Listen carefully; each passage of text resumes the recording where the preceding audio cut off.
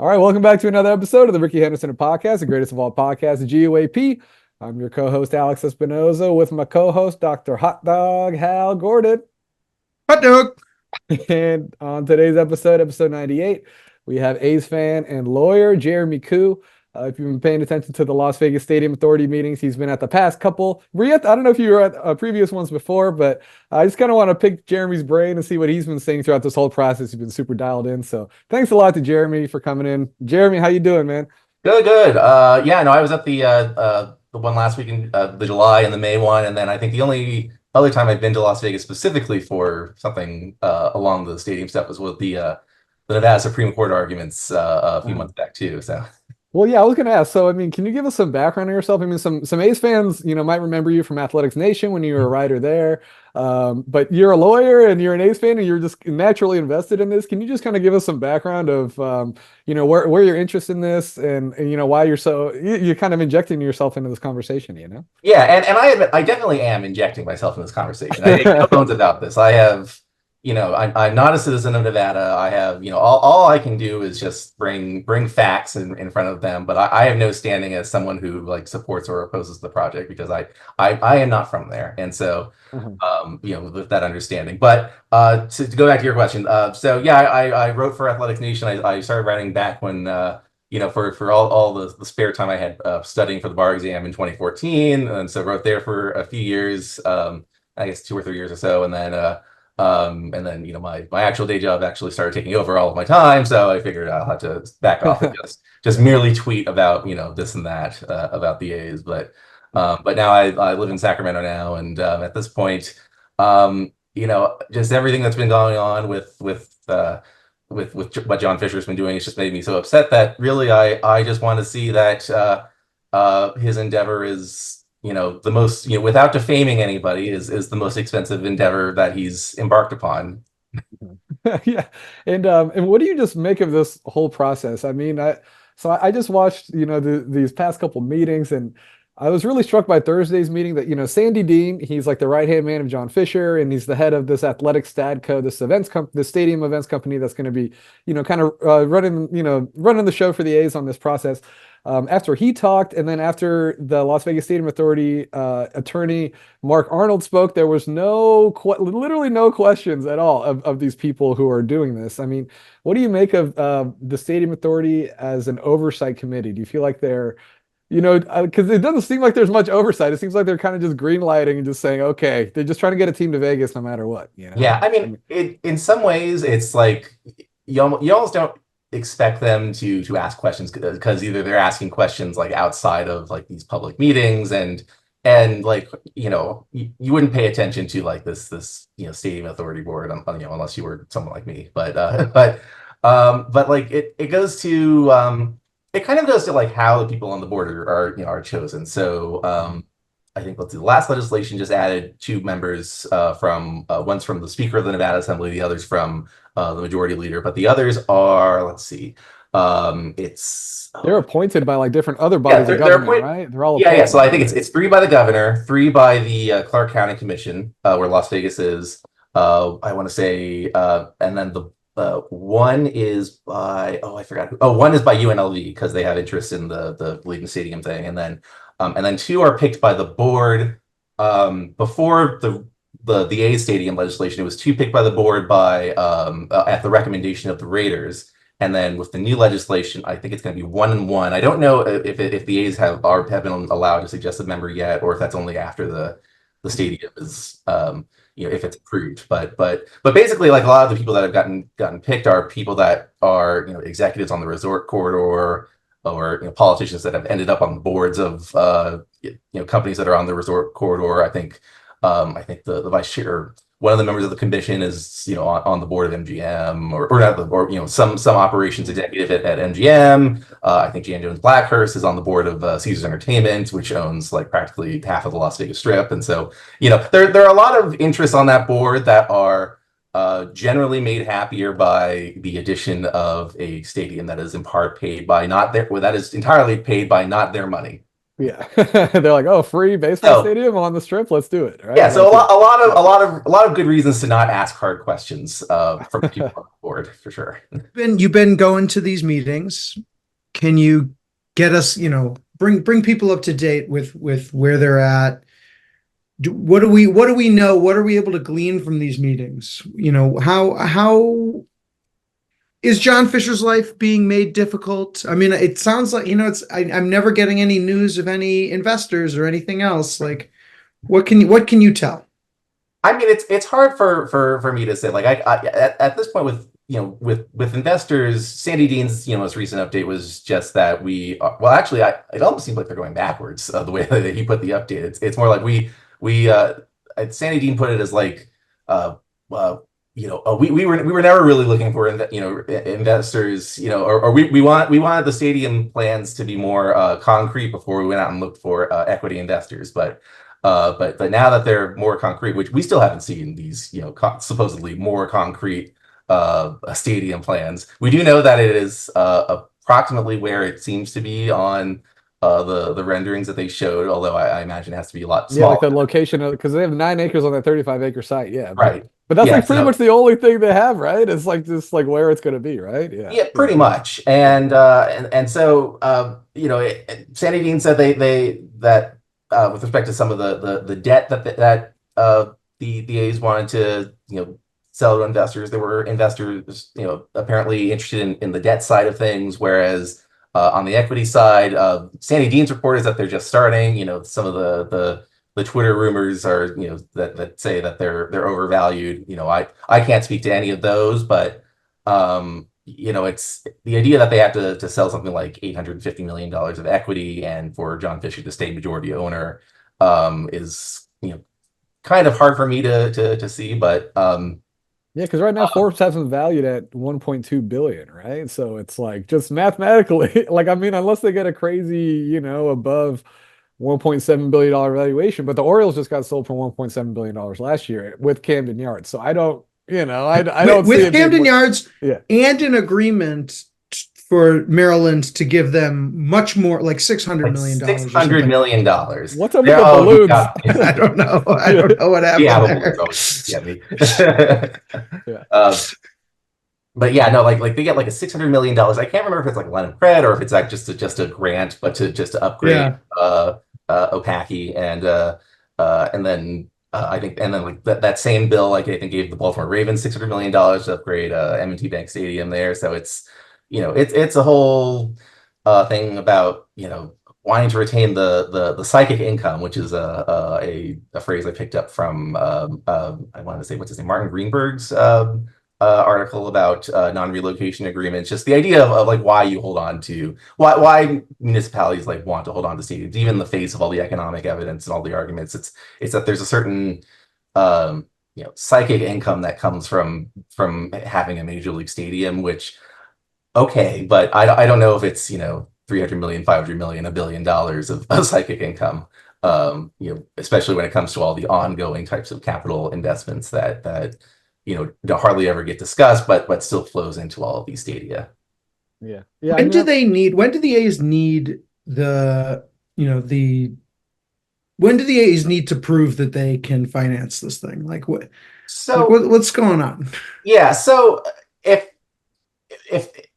I can we can compare this to where the Raiders were with Allegiant Stadium. So let's see actually, well, the Raiders had their money early, but when the money actually had to start getting put up, so the Raiders had to put money up for there were still like some agreements that were like being worked out, but the stadium authority approved them to begin what's called early work, so things like site prep that doesn't have anything to do with uh, I don't know, grading the land, that kind of thing, and getting stuff ready. But that means like putting money, it's part of putting that first $100 million into the stadium is what the Raiders had to do up front when they so that was like their break ground date. I can't remember exactly, but they basically broke ground like 17 months after they had made the declaration, I think. right, yeah, Something like that. Like yeah, and so A's are like 15 months in, so it's like they're not right, on the same. Yeah. and so looking at like kind of the project documents from the Raiders and looking at whatever project documents exist or the timelines that the A's have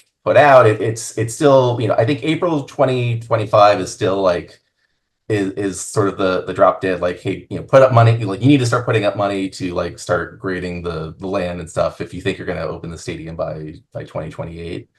Um, Well, you know, I thought it was yeah. so I read through SB1 and it's like section 35 there, I think. I think it says Mhm. there's like 18 months after SB1 is signed, they have to have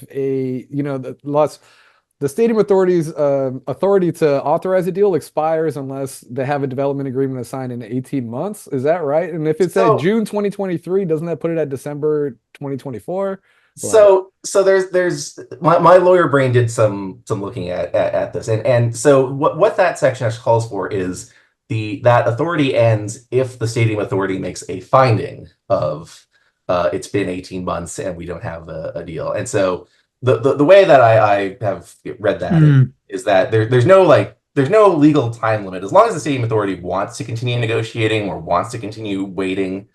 um, they can continue to do it as long as they've met. There are other goals that are set to they have to have approved things by a certain date. But as far as all that stuff, I think that is complete. So that's things like MLB's approved relocation, and the A's have indicated they want to move. So, those very simple things. But when it comes to like we're ending our authority to negotiate this agreement. um the stadium authority has to affirmatively do that, at least on my reading. I think Yeah. the folks at schools over stadiums think a little bit differently on this, and so I think it's fine for reasonable minds to differ. But I think the broadest reading is that the stadium authority has to make a finding, and there's nothing that obliges the stadium authority to make that finding. because I thought it was interesting that Steve Hill said that they're not going to meet. They're going to meet in August, but we're not going to be expecting much meat on the bone for the development agreement. And then they'll come back September, October. But then he also said something that under a certain time frame, they're going to have two early meetings in December, December 5th and December Mhm. 12th. So that kind of put like my spidey sense, like kind of just, if I was reading it as December 15th, it just kind of seems like maybe they're going to try to sneak something under the door like they did with SB1 with the special session last year. Like, I guess that's where I got a little skeptical. It just seems to me that maybe they're going to be pushing up and maybe introducing some stuff right before this, in 10 days before a deadline. So I mean, I've been reading it this whole time as December 15th, but I would trust you on this. Yeah, I You mean, know? the Yeah. stadium authority, and I mean, I haven't asked them directly, but the stadium authority might think that their deadline is December of this year, as far as getting all of the agreements done. Because And they mentioned December a few times throughout the meeting, so it seemed like, yeah. yeah, and I think it is interesting because they, I think, yeah, you said what was it, August, and so they are meeting in August. I think were they canceling the Well, I September? think he said depending, Yeah, and they were. basically it sounds like how much progress the A's they're going to schedule September, October, depending on where they're at in August. I think kind of. Yeah, and so and that can change, and what for. And so it was it's I think that my takeaway from the meeting essentially is that I haven't heard much in the way of public progress as far as what's going on there. Sandy Dean basically just repeated where the A's were like last year, except they have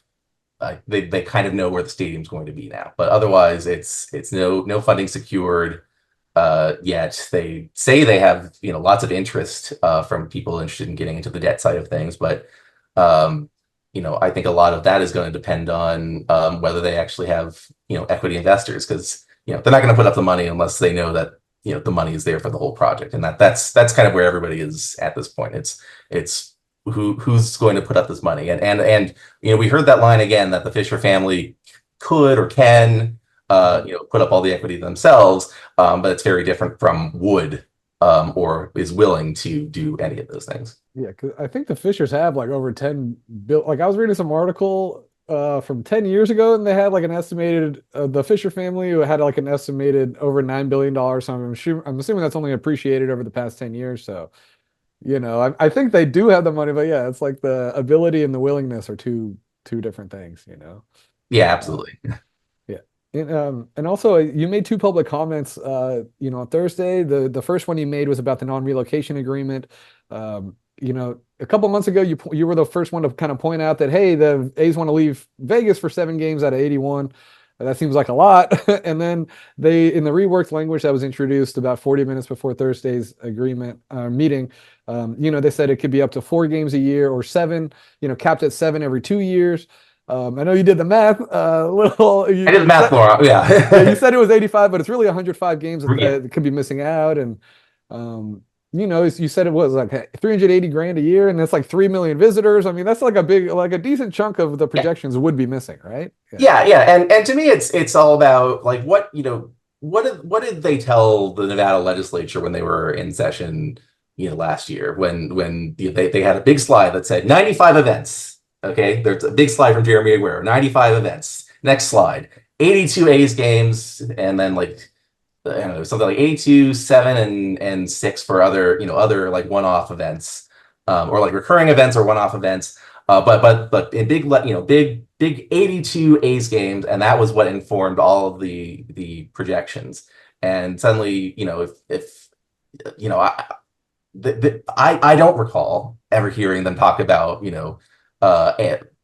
how are they going to, or I don't recall them talking about, neutral site games or playing, some games away from home. So, I think the Nevada voter deserves the deal that they negotiated with the legislature, and not what MLB wants. Like, why should the Nevada voter care what MLB wants? They want the deal that got negotiated in the legislature. And that's a deal that includes, $2 million in community benefits, which, that was a number we kind of laughed I mean, not laughed, but it was a number that was like, I mean, you're spending $380 million to get, maybe like $60 million in benefits back, or 380 plus you're giving up all the property tax from, a property that sits on one of the busiest corners in the world. But more on that in a second. And then,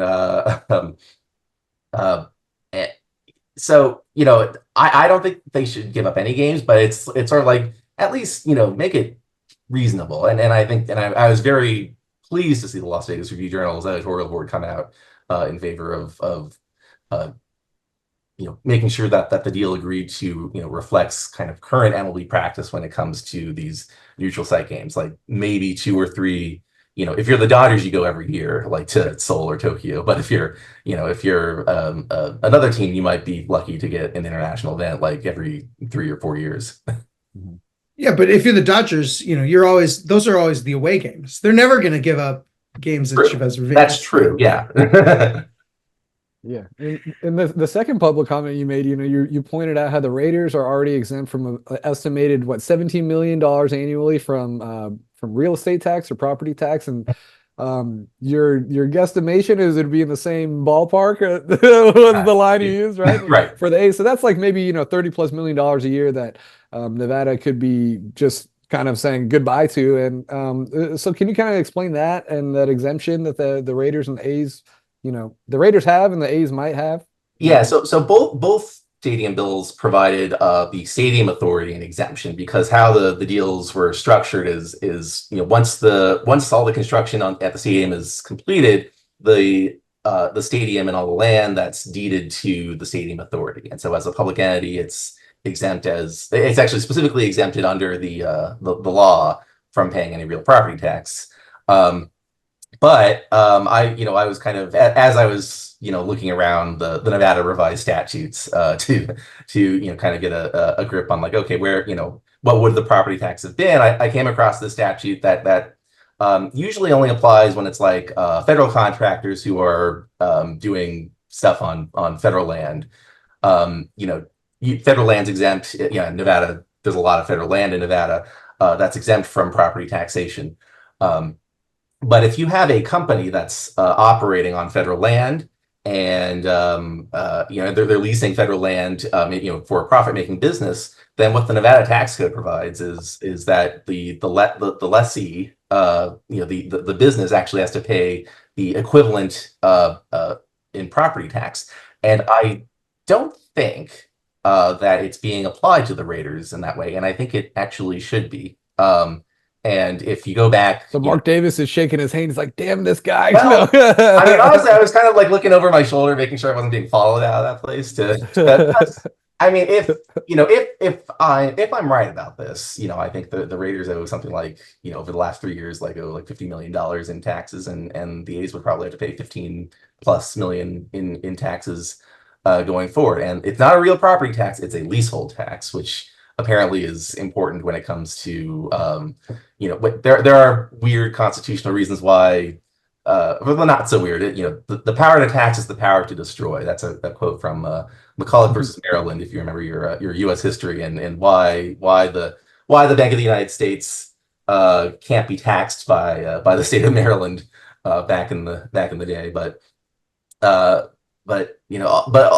of that is to say, like, when it comes to, like, real property tax, like, there are a lot of fights, like, between taxpayers, like, why is that guy's house assessed at this value and mine is assessed so high, and that's why we have, like, boards of equalization. Nevada has boards of equalization. California has a board of equalization, and like, the purpose of those is to make sure that the county assessor and the county treasurer is assessing tax fairly, so that everybody is paying their fair share, and nobody gets improper exemptions. And I think that the county assessor may be, if my facts are right, may have failed to collect a tax from the Raiders it's supposed to, and the A's. And if the A's don't realize that they have to pay a tax, and that's something that they need to disclose to their potential investors, that, oh, oops, there's another like $15 million in expenses that we didn't account for when we made our initial presentation to you, just for example. Oh, absolutely. That's half of an entire baseball payroll if you're the Hey, just a quarter, dude. They got like 60 bill this year, dude. Most of it on the disabled list, or excuse me, the injury list, but yeah. Yeah, no, it's brutal, yeah. No, honestly, I still feel like you've read this language more closer than the Las Vegas Stadium Authority. I know this is just like another body that's kind of thrown together or whatever, but it's like, I don't know. I was just really struck by their lack of oversight and stuff like that. So, what else you got, Hal? I feel like I've been asking all the questions here, man. Sorry. No, I mean, I think we've been hearing a lot of this stuff about there's still no investors.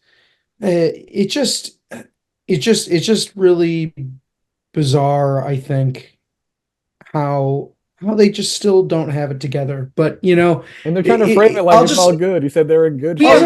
That was his word, good shape. Yeah, we haven't. I mean, we haven't seen a relocation go like this. Well, there hasn't been a relocation of a franchise. In any. I'm trying to think of the last major relocation of a franchise in a pro sport, and I'm having a hard time thinking of it. But I can't recall one that's like taken this long. Like, you think about the famous relocations. Do you think about the Phoenix Coyotes or whatever? That was Arizona Coyotes. It took overnight, like a weekend. Overnight, literally overnight. Same thing. I mean, same thing. The Baltimore Colts to Indianapolis, like literally the same. The moving trucks in the dead of night, that kind of thing. But I can't recall a time where there was like a 3+ year relocation, or you announce, if you include the announcement, time frame, like 5 years basically, right? Like what, 23, and then we're moving in 28. Yeah, so 5 entire 3, 4, 5, 6, 7, 5 entire seasons of baseball will be played before the A's move to Las Vegas.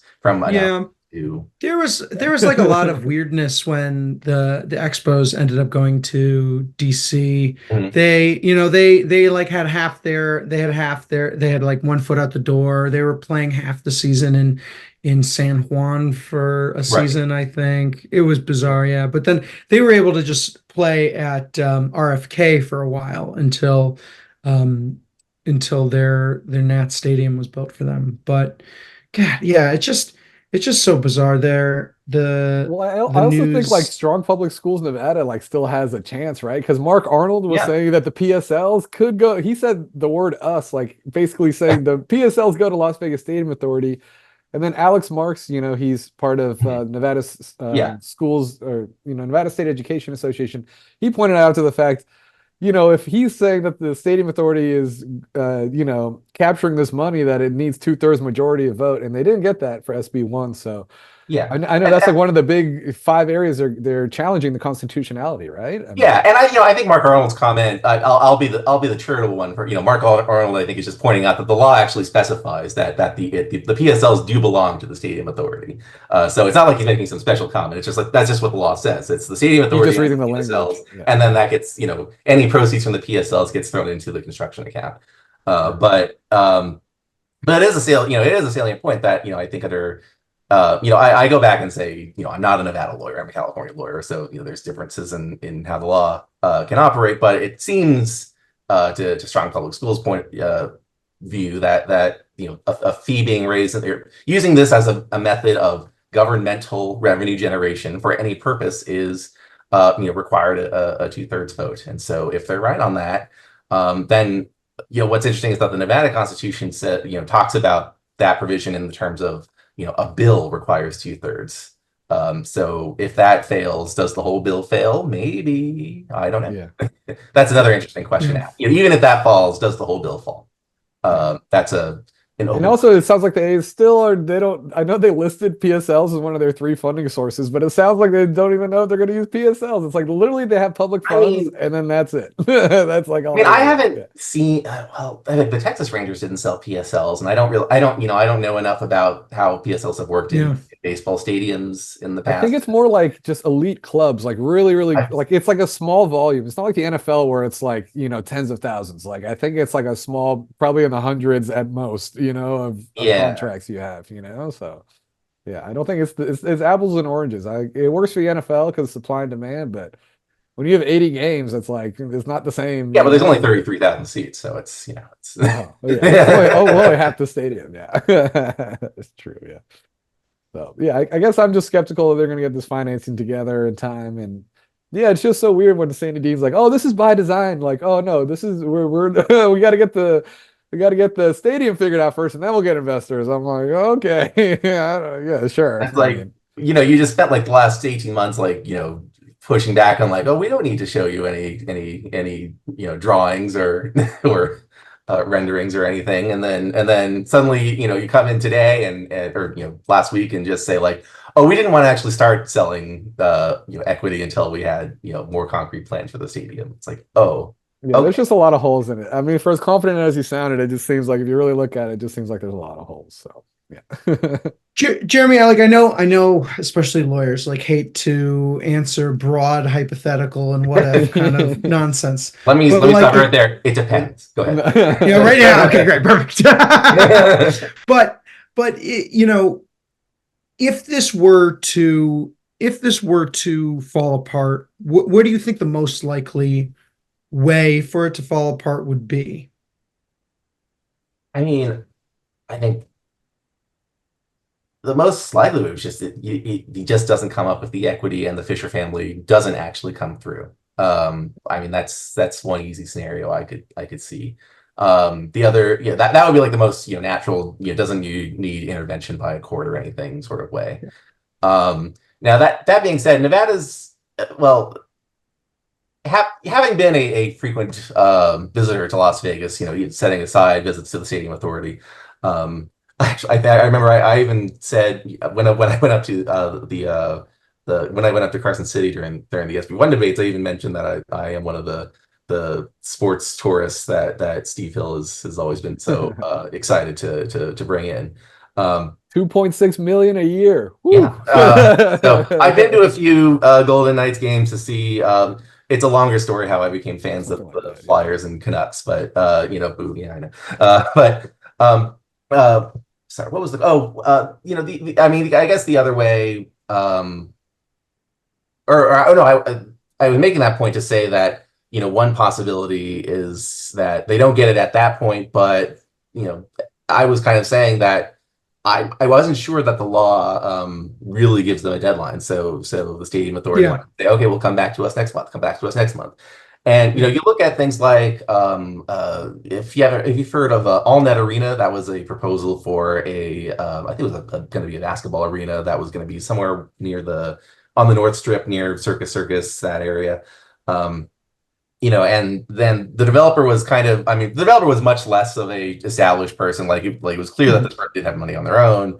but kept promising like, oh, investors are interested, and so the Clark County Commission kept extending, their conditional use, this and that for another 6 months, until finally they just like had enough. Like, we can't reserve this parcel of land for you for in perpetuity. So come back to us when you actually have money. I could very well see that sort of thing, as a face saving measure. I mean, the VA's lease in Sacramento goes to 20, has the option for the extra year, so they have allowed for that contingency. So that's the money not showing up right away doesn't necessarily mean that it's all over in Las Vegas. Yeah. But I think, as even Sandy Dean pointed out, the longer it takes to get shovels in the ground, the more expensive construction tends to get. Mhm. Yeah. All right. So, And do you think that the lawsuits that the teachers authority or the teachers union are pursuing, I assume that there's still sort of a long shot, but you know what what are we thinking of that? Is there, like, It's not. what's It's your not. feeling about that? Yeah, it's not nothing. I mean, there are. Nevada has an interesting history as far as, just the nature of like just how their state has kind of. I'm gonna start philosophizing about Nevada when I don't really, I don't know if I'm really qualified to speak on sort of the history of Nevada, but um, there's some interesting aspects of like their constitution that like doesn't exist in the California Constitution. Like restriction. Like, it's definitely known as a libertarian, a state that has a libertarian streak. They have lots of provisions in their state constitution that have to do with like higher thresholds if you're imposing taxes and fees. Rules about making sure that things are generally applied rather than having state legislation that imposes special burdens on a particular locality. And so all I mean I think these are all very like live issues, and which way the seven justices of the Nevada Supreme Court come out on them, I can't say for sure, but they're definitely live issues. They're not frivolous issues at all. yeah, I'm interested to see how it all plays out. And I guess I might go back and read that language again about the whole December 15th thing, because I've been under the impression that that's like the first hard deadline, but it sounds like maybe that's a moving goalpost kind of thing, So Yeah. It could just be one of You, those things where you, everybody has assumed a thing in December, and then it's like, oh, I don't you think. gotta have like somebody who wants to enforce a deadline for a deadline to be, that's true. and Yeah. that's, it's like sort of all, it's like, it's just one of the frustrating things about this all, and the frustration that I was feeling when you were talking about the taxes that they're probably not going to assess, even though they should probably be assessing it. It's just like all this government capture is so strong, right? That like all the people who are over, the oversight are people who just want to make sure that this thing happens sort of no matter what. So you just watch these jerks, Yeah. keep jerking them around, and there's Right. nothing you can do about it. Yeah. Yeah, and I was sitting next to Alex Marks of the Nevada State Education Association at the meeting, and as I kind of gave him sort of like the implications and that sort of thing, and I kind of hinted at like if somebody wanted to file a writ to say, hey, make the assessor assess the correct tax, uh I think your entity might be in a good place to do it, but it is one of those types of suits that are like, some taxpayer could bring a suit saying, hey, I'm not being taxed fairly because they're not paying tax and they should be. And it's a real, but it's real frustrating that like just how much in the way of costs are just like hidden in all of these legislation. Like they don't, 380 million is like this headline number. But we're not talking about like the constant capital improvements that are getting, that's part of the waterfall if there's like extra tax money that gets put in. And the property taxes that aren't going in, and then just the fact that all these taxes are being diverted from general use. Like it's not like this is new money. This is just money that's been diverted for the general use of I guess the Clark County and Nevada taxpayer. Yeah. Yeah. Yeah, I mean, this is like this whole ACE process is the first I've really looked into like how public meetings go, and I I do not have much confidence in our system after saying all this stuff. But I mean, it's like, yeah, this is what we got. So, all right, I gotta head out to dinner, All right. but Jeremy, thank you so much for your time, man, and really keeping a keen eye on all this, not just for ACE, just for the whole process in general. So, thank you very much for keeping trying to keep people honest and accountable. So I really appreciate that. No, I'll do what I can. Thanks. All right, thanks a lot, Thanks a Jeremy. lot.